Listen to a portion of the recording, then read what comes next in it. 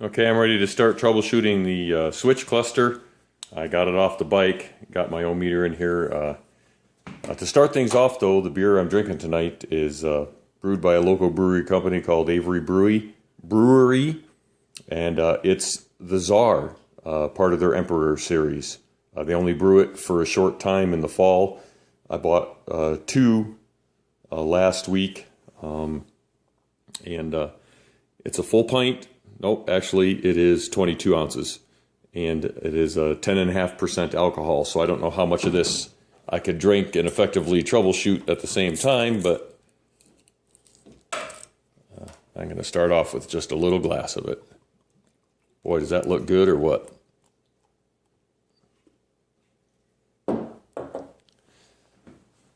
Okay, so I got the meter all hooked up. There's only 4 pins on this connector used, 2 for the kill switch and 2 for the start switch. I got little jumpers across the 2 pins for the start switch, and you can see the meter right there. And then it's on ohms, so all I'm going to do is hit the start switch. And I got, that's about 18 ohms. 16, 17 ohms across the switch.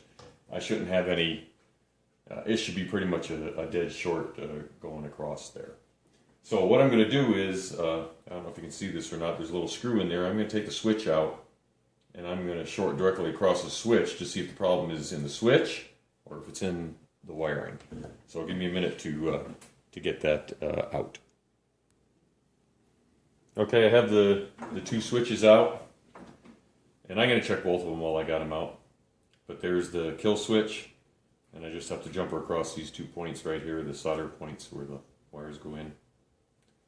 Kind of like trying to use chopsticks. If I turn it on,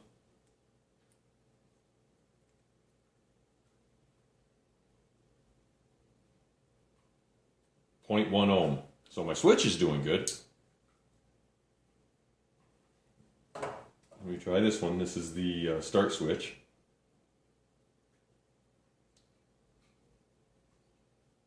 I'm not liking that. There shouldn't be 4 ohms across that. Okay, so I've got resistance across the kill switch, which is preventing my 12 volts. There we go, that's better. I guess I got to get through the crud on the solder.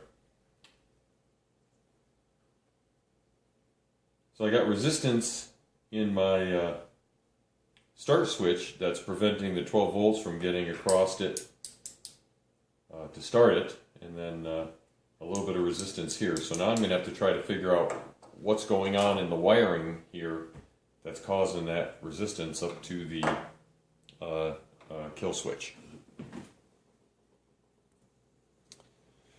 Okay, so I was doing a little bit of inspecting and cleaning of the switches and the connector down here, and what I found was, which was kind of interesting, you couldn't see it until you really got a light down in there and looked at it, but one of the pins for the kill switch had corrosion on it, and so I took a little file and I filed both sides of it and cleaned it up.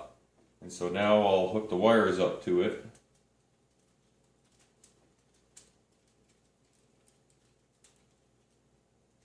And we'll see if it's going to work. I've got 5 ohms now. That's better than what it was. I'll have to review the video as to where it was before.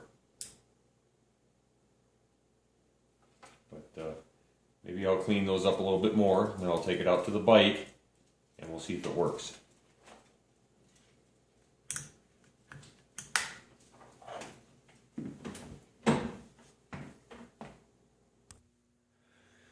Okay, I got the switch cluster wired back in and snapped back into the connector back behind the headlight, and now comes the moment of truth.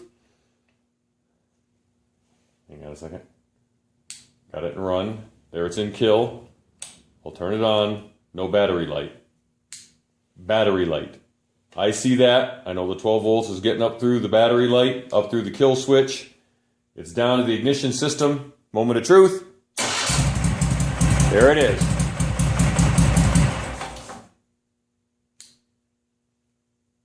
Battery light with the kill switch to run. No battery light with it off. That's the way it should work. So now all I got to do is wrap everything up, put it back together, and we're ready to ride.